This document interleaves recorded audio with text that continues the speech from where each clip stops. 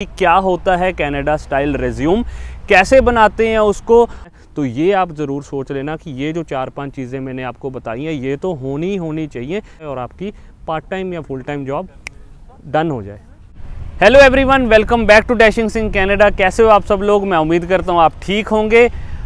आज की वीडियो होने वाली है जी बहुत ही ज़्यादा ज़रूरी, क्योंकि जब आप कनाडा आते हो आपको चाहिए होती है जी जॉब ढूंढने के लिए आपको बनाना पड़ता है आपका सीवी, जिसको हम रेज्यूमे भी कह देते हैं। तो आज हम उसी चीज़ के बारे में इस वीडियो में बात करने वाले हैं कि क्या होता है कनाडा स्टाइल रेज्यूम, कैसे बनाते हैं उसको। और कुछ जो स्टूडेंट्स हैं और कुछ जो लोग हैं वो बहुत ही छोटी छोटी मिस्टेक्स करते हैं जिनसे उनका बैड इंप्रेशन पड़ता है रेज्यूम बनाने में आपके जो रिक्रूटर के ऊपर। तो वो मिस्टेक हम नहीं करेंगे, मैं आपको वो मिस्टेक्स बताऊंगा ताकि आप वो मिस्टेक्स ना कर पाओ और आपका बहुत ही अच्छा रेज्यूमे बन पाए। और कुछ जो आपको फ्री टेम्पलेट्स मैं डिस्क्रिप्शन में बताऊंगा कि जो आज 2023 में बहुत ज़्यादा जो पॉपुलर टेम्पलेट्स हैं जिनसे आपका बहुत अच्छा रेज्यूमे बन पाएगा, वो भी मैं आपको डिस्क्रिप्शन में दूंगा। और मैं आपको अपना पर्सनल एक्सपीरियंस वीडियो के एंड में बताऊंगा कि अगर आप मेरा पर्सनल एक्सपीरियंस से कुछ जो टिप्स अगर आप वो करोगे तो आपको 100% जॉब मिलने में आसानी हो जाएगी। तो आपको वीडियो एंड तक देखनी है ताकि आपको सारा कुछ पता लग सके। तो बिना टाइम वेस्ट किए हुए हम वीडियो को करते हैं जी स्टार्ट। और अगर आप चैनल पर नए हो तो चैनल को कर लो जी लाइक एंड सब्सक्राइब। लो जी दोस्तों, अब हम आराम से बैठ के बात करते हैं। मेरे पास अपना रिज्यूमे पड़ा है जिससे मैं सारी जॉब्स लेता हूं और मैं अपने फ्रेंड्स को भी यही रिकमेंड करता हूं, यही वाला रिज्यूमे, और उनको भी जॉब बहुत आसानी से मिल जाती है। तो आज मैं आपके साथ अपना रिज्यूमे शेयर करूंगा कि आपको उसमें कौन कौन सी चीज़ें ऐड करनी है। लेकिन उससे पहले मैं आपको एक आपका डाउट क्लियर कर दूँ कि जो काफ़ी सारे स्टूडेंट और काफ़ी सारे लोग सोचते हैं कि हम दूसरी कंट्री से कनाडा आ रहे हैं तो क्या यहाँ पर कोई स्पेशल तरीके का रिज्यूमे बनता है। तो ऐसा बिल्कुल भी कुछ नहीं है। हर एक कंट्री का एक छोटे डिफरेंसेस होते हैं। बस यहाँ पर जो कनाडा में जो रिज्यूमे बनता है उसका एक छोटा सा फॉर्मेट का फ़र्क होता है, वो आपको आगे वीडियो में पता चल ही जाएगा, क्योंकि अब हम डिटेल में इस चीज़ के बारे में बात करने वाले हैं। तो ज़्यादा बड़ा डिफरेंस नहीं होता, छोटा सा होता है, वो मैं अभी आपको बता दूंगा। और अगर आपको ये जो रिज्यूमे है वो उसका टेम्पलेट फ्री में चाहिए, वो भी मैं आपको आगे वीडियो में बताऊंगा। उसमें आपको कुछ भी नहीं करना, अपनी डिटेल्स डालनी है और आपका रिज्यूमे तैयार हो जाएगा। लेकिन मैं आपको सजेस्ट करूंगा कि आप अपना रिज्यूमे खुद टाइप करो, जो कि अब हम डिटेल में बात करते हैं उसके बारे में। रिज्यूमे स्टार्ट करने से पहले एक बात अपने दिमाग में अच्छे से डाल लो कि भाई यहाँ पर जो कनाडा का रिज्यूमे होता है वो 1-1.5 पेज से ज़्यादा नहीं होना चाहिए। ज़्यादा से ज़्यादा कोशिश करो कि आपका जो रिज्यूमे है 1 पेज में ख़त्म हो जाए। ऐसा क्यों है? क्योंकि आपको पता ही है कि आजकल जॉब्स की बहुत ज़्यादा शॉर्टेज चल रही है। तो जो रिक्रूटर आपको अप्रोच करेगा उसको जो मेन एलिमेंट्स आपके रिज्यूमे में देखने के लिए वो उसको चाहिए, बस वही होने चाहिए। फालतू हम जितना लिखेंगे अपना ऑब्जेक्टिव ये वगैरह कि मैंने ये किया है वो किया, उसका यहाँ पर कोई भी फ़ायदा नहीं होता। हमें क्या चाहिए? एक पार्ट टाइम जॉब चाहिए जिसके लिए जो इंपॉर्टेंट चीज़ें होती हैं वो मैं आपको अब बताने वाला हूँ। तो सबसे पहले तो ये बात दिमाग में डाल लेना कि 1 पेज में हमको अपना रिज्यूमे ख़त्म करना है। कैसे करना है? उसमें सबसे पहले आपने क्या करना है जी, एक अच्छा सा फ़ॉन्ट सिलेक्ट करना है। आपको उसमें अपना नाम लिखना है सबसे ऊपर, उसके बाद एक ईमेल आईडी देनी है, क्योंकि यहाँ पर जितना भी सिस्टम है, जितने भी आपको कोई भी अप्रोच करेगा वो आपको अपनी ईमेल आईडी पे ही करेगा। आपको मेल आएगी, आपको रिवर्ट बैक आएगा। यहाँ पर सारा सिस्टम प्रोफेशनल चलता है। और कई जो कंपनीज होती हैं वो आपको अपने फ़ोन नंबर पे भी अप्रोच करती हैं, तो आपको अपना फ़ोन नंबर भी देना है। लेकिन कुछ स्टूडेंट्स और कुछ जो यहाँ पर नए बच्चे आए होते हैं उनको इस चीज़ के बारे में नहीं पता होता। तो इस चीज़ को बड़े ध्यान से सुनना, क्योंकि क्या होता है कि जैसे मेरे पास मेरा कोई फ्रेंड आया है, उसका अगर मैं रिज्यूम बनाऊंगा तो उसमें अपना नंबर, मैं फ़ोन नंबर नहीं दूंगा। क्योंकि क्या होता है, कई बार मैं काम पे बिज़ी होता हूँ या मैं फ़ोन नहीं उठा पाता, क्योंकि कुछ कंपनीज़ यहाँ पर आपको फ़ोन नंबर पे भी अप्रोच करती हैं। तो आपको अपना रिज्यूमे बांटना या रिज्यूमे ऑनलाइन देना तब तक शुरू नहीं करना जब तक आप अपना phone number, Canadian phone number नहीं ले लेते। क्योंकि कुछ कंपनीज़ आपको अगर अप्रोच करेंगी, क्योंकि आप तो अभी फ्री हो तो आप जब मर्जी उनसे बात कर सकते हो फ़ोन पे, लेकिन अगर वो मेरे फ़ोन नंबर पे मेरे को फ़ोन करेंगे तो मैं उसका रिस्पॉन्स नहीं दे पाऊँगा, तो आपकी जॉब तो हाथ से गई ना। तो ये मिस्टेक बहुत सारे बच्चे करते हैं, तो आपको इस चीज़ का बिल्कुल ध्यान रखना है। तो कैनेडियन नंबर ज़रूर ले लेना और उसको ऊपर ही मेंशन कर देना तीसरे नंबर पे, और आप साथ साथ रिकॉर्डिंग भी देख रहे हो, मैं आपको सारा दिखा रहा हूँ कि आपको कौन कौन से एलिमेंट्स इंक्लूड करने हैं। तो सबसे पहले हो गया आपका नाम, आपकी ईमेल आईडी और आपका फ़ोन नंबर, और चौथे नंबर पे आपको अपनी सिटी ज़रूर मेंशन करनी है कि आप कौन सी सिटी में रहते हो। कुछ बच्चे क्या करते हैं कि वो रहते हैं ब्रैम्पटन में, डाल देते हैं टोरंटो, और जॉब्स वो अपनी टोरंटो में अप्लाई कर रहे होते हैं, तो उनको मतलब कुछ मिसमैच होता है कि भाई मैचिंग नहीं होती। आप रह रहे हो ब्रैम्पटन में और जॉब आप अप्लाई कर रहे हो टोरंटो में, तो जो रिक्रूटर होता है वो सोचता है कि ये बंदा इतना ट्रैवल कैसे करेगा, तो इसको तो रिजेक्ट ही कर दो। वो अपने एरिया के बंदे को ढूंढ रहे होते हैं। तो आपको सिटी ज़रूर मेंशन करनी है। और चौथे नंबर पे जो आपकी चीज़ आ जाती है वो आपका करंट स्टेटस, कि आपका स्टेटस कौन सा है, कि आप स्टूडेंट हो, आप वर्क परमिट पे हो, जिससे क्या पता लगेगा कि आपकी अवेलेबिलिटी पता लगेगी कि आप कितने दिन अवेलेबल हो। जैसे कोई स्टूडेंट है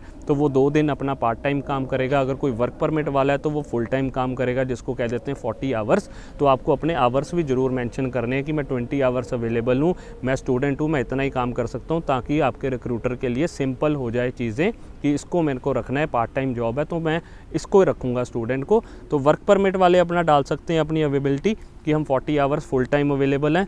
ये जो है ये मेन इंग्रेडिएंट है सब्जी के, जिसके बिना, जैसे कि एक नमक होता है कि हम सब्जी में डालना ही डालना है, तो ये आप ज़रूर सोच लेना कि ये जो 4-5 चीज़ें मैंने आपको बताई हैं ये तो होनी ही होनी चाहिए। बाकी जो मसाला है वो मैं आपको बताता हूँ कि आपको मसाला क्या क्या डालना है। उसमें आ जाता है सबसे पहले आपकी एजुकेशन, कि आपने अगर बैकग्राउंड में आपने कौन सी एजुकेशन की है, या आप कौन सी एजुकेशन कनाडा में करने वाले हो। अगर आप कोई बिज़नेस का कोर्स करने वाले हो तो वहाँ पर आपने लिखना है कि ये वाला कोर्स मैं अभी पढ़ रहा हूँ, ठीक है।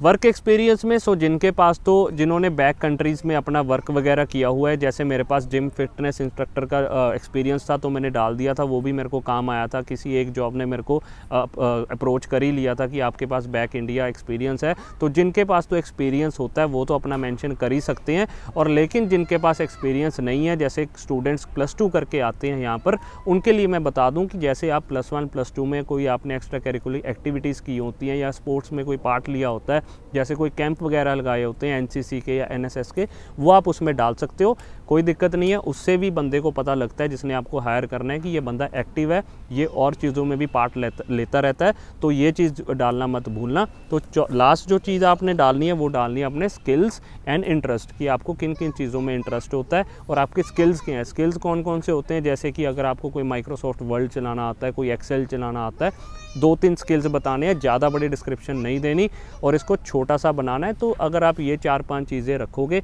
और ज़्यादा ऑब्जेक्टिव नहीं बताने कि मैं बहुत अच्छा टीम वर्कर हूँ, मैं ये कर लेता हूँ, मैं वो कर लेता हूँ, वो सारी चीज़ें पुरानी हो चुकी हैं। इसको हमने सिंपल और यहाँ पर क्विक रखना है, ताकि जो रिक्रूटर आपके अंदर ढूंढ रहा है वो आपको झट से मिल जाए और आपकी पार्ट टाइम या फुल टाइम जॉब डन हो जाए।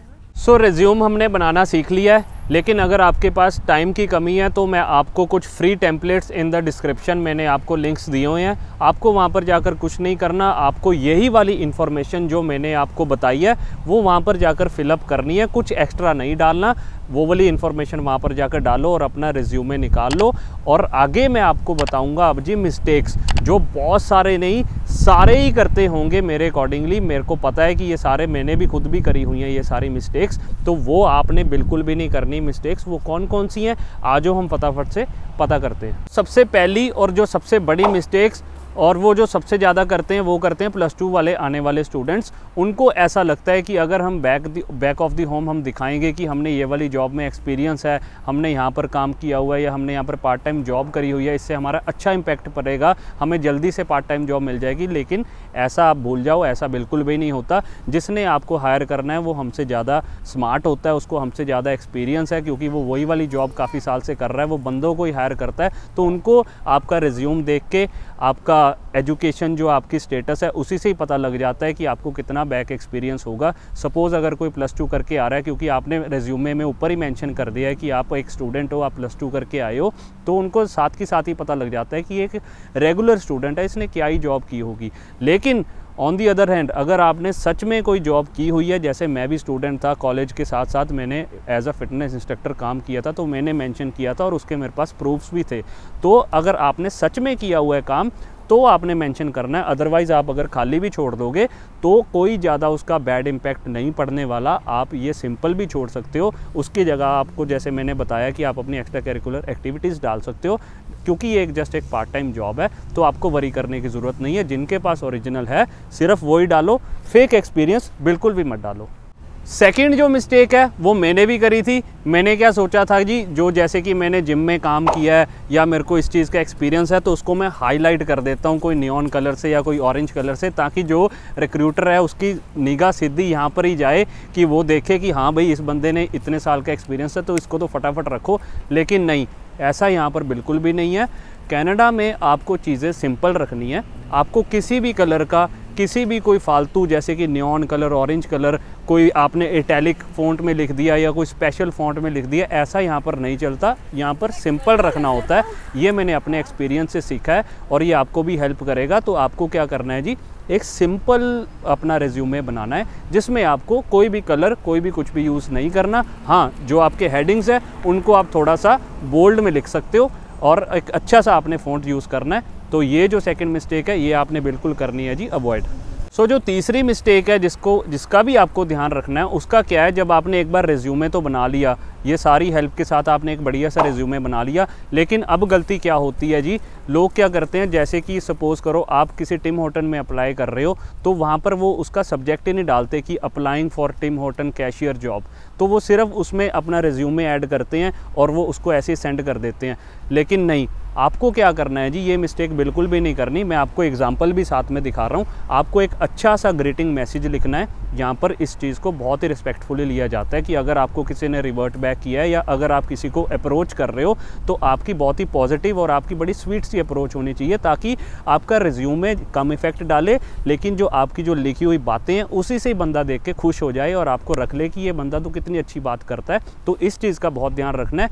ये जो मैं आपको चीज़ दिखा रहा हूँ, इसका चाहे आप स्क्रीनशॉट भी ले लो, इसको आप किसी भी जॉब पोजीशन में अप्लाई कर रहे हो उसके अकॉर्डिंगली एडिट करके, सपोज आप मैकडॉनल्ड में कर रहे हो तो आपने मैकडॉनल्ड्स लिख देना है, आप टिम हॉर्टन्स में कर रहे हो तो टिम हॉर्टन्स लिख देना है, अगर आप डेल कंपनी में कर रहे हो तो आपने डेल कंपनी लिख देना है। लेकिन ये चीज़ ज़रूर करना, इससे आपको बहुत ही पॉजिटिव इंपैक्ट मिलेगा और आपको बहुत ही पॉजिटिव रिजल्ट्स आएंगे। तो ये मिस्टेक बिल्कुल भी मत करना कि खाली ईमेल नहीं भेजनी कि भाई I am applying for this job, खाली नहीं भेजना। ये चीज़ बिल्कुल ध्यान रखना। और कहाँ पर सेंड करने हैं, उसकी जो जॉब वेबसाइट्स हैं और जो कंपनीज़ हैं वो मैं आपको नीचे लिंक दे दूंगा डिस्क्रिप्शन में, आपको वहाँ पर अपने रिज्यूम सेंड कर देने हैं। ठीक है जी।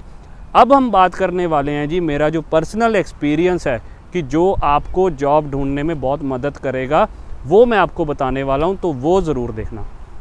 सो जी अब हम बात करते हैं जी, जो लास्ट में मैंने आपको टिप बतानी थी वो ये है कि जब आप ऐसा प्रिंट आउट निकलवा लोगे अपने रेज्यूमे के और आप अपने सराउंडिंग एरिया में अपने स्टोर्स में जाओगे, वॉलमार्ट में, किसी भी स्टोर में, पिज़्ज़ा स्टोर में जाओगे वहाँ पर अप्लाई करने के लिए, तो ऐसे प्रिंट आउट्स आपको निकलवा लेने हैं काफ़ी सारे। वहाँ जाकर आपको क्या पूछना है कि आर यू हायरिंग, ये आपने बिल्कुल पूछना है, क्योंकि बच्चे क्या करते हैं वहाँ पर जाके सीधा रिज्यूम देने लग जाते हैं और वो भी ले लेते हैं और उन्होंने क्या करना होता है, फाड़ के फेंकना होता है। क्योंकि लोग क्या गलती करते हैं, रेज्यूमे पकड़ाते हैं उनको नॉर्मल एम्प्लॉयज़ को, उनको रेज्यूमे बिल्कुल भी नहीं पकड़ाना। पहला क्वेश्चन जब आप पूछोगे आर यू हायरिंग, तो वो आपको बोलेंगे कि हाँ जी, तो आपने बोलना है कि can I talk with your manager और सुपरवाइज़र, तो वो अपने मैनेजर या सुपरवाइज़र को बुलाएंगे, उनको आपने अपना रिज्यूमे देना है और उनको आपने साथ में बताना भी है कि मैं अवेलेबल हूँ, मैं स्टूडेंट हूँ, मैं पास में ही रहता हूँ और मैं आपकी जॉब बहुत अच्छे से कर सकता हूँ, ये मेरा रिज्यूमे है, आप मेरे को कंसिडर करना। तो ऐसा आपको बिल्कुल करना है। ठीक है, आपको जो रिज्यूमे है वो हैंड ओवर करना है किसी मैनेजर या सुपरवाइज़र को, किसी भी नॉर्मल एम्प्लॉय को बिल्कुल भी नहीं देना। ये कनाडा की सच्चाई है। यहाँ पर पता नहीं जेलस होती है या क्या होती है, ये मैंने अपनी आंखों से देखा हुआ है कि भाई रेज्यूमे आपका फाड़ के फेंक देंगे जैसे ही आप स्टोर एग्जिट करोगे। वो आपके पैसे भी वेस्ट हो गए, आपका टाइम भी ख़राब हो गया और आप फ्रस्ट्रेट भी हो गए कि मेरे को जॉब क्यों नहीं मिल रही। तो ये जो रीज़न है, ये बहुत बड़ा रीज़न है। जब आप इन हैंड रेज्यूमे देने जाते हो इसलिए आपको जॉब नहीं मिलती। तो इस चीज़ का बहुत ध्यान रखना, और अगर आप इस वीडियो में सारे बताए हुए पॉइंट्स का ध्यान रखोगे तो आपको 100% जॉब मिल जाएगी जल्दी से। और अगर आपको और मेरी वीडियोस देखनी है तो आप मेरे चैनल में जाके अच्छी अच्छी वीडियोस देख सकते हो। गर्ल्स के लिए भी स्पेशल वीडियो मैंने बनाई हुई है, और आपको कौन कौन से लाइसेंसेस बनाने हैं जिससे आपको जॉब जल्दी मिल सकती है पार्ट टाइम, वो भी आपको मैंने बनाई हुई है। तो और नई वीडियोस के लिए चैनल को कर लो जी सब्सक्राइब, और वीडियो को ज़्यादा से ज़्यादा शेयर करना ताकि लोगों की हेल्प हो सके। थैंक यू ऑल, मिलेंगे जी जल्दी नई वीडियो में। Thank you.